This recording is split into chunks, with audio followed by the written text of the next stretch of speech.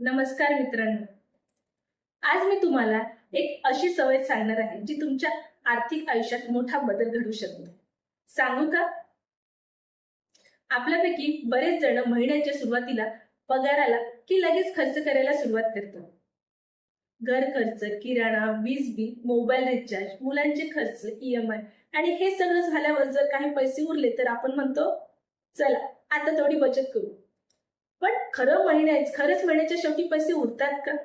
बहुतेक वेळा उत्तर असतं नाही. म्हणूनच अनेक लोक वर्षानुवर्षे काम तर करतात, पैसे कमवतात, पण बचत मात्र होत नाही. आता एक छोटा फरक बघा. सामान्य माणूस काय करतो? आधी खर्च करतो, नंतर बचत करतो. पण आर्थिकदृष्ट्या हुशार लोक काय करतात? आधी बचत करतात आणि नंतर खर्च करतात. यालाच म्हणतात पे युअर सेल्फ फर्स्ट. म्हणजेच पगार मिळाला की सर्वप्रथम स्वतःच्या भविष्यासाठी काही पैसे बाजूला काढायचे.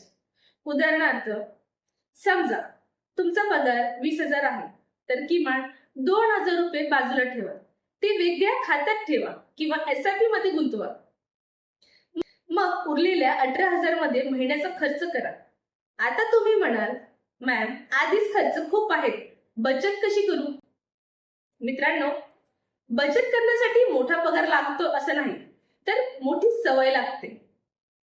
दर महिन्याला थोडी थोडी बचत केली तर ती पुढे मोठी रक्कम बनते. जसं रोज एक बिल लावलं की लगेच झाड होतं का? नाही, पण काही वर्षांनी त्याचं मोठं झाड तयार होते. तसंच बचतीचं आहे. आज बाजूला ठेवलेले थोडे पैसे उद्या तुमच्या अडचणीच्या वेळी कामाला येतात. म्हणून आजपासून एक छोटा नियम ठरवा.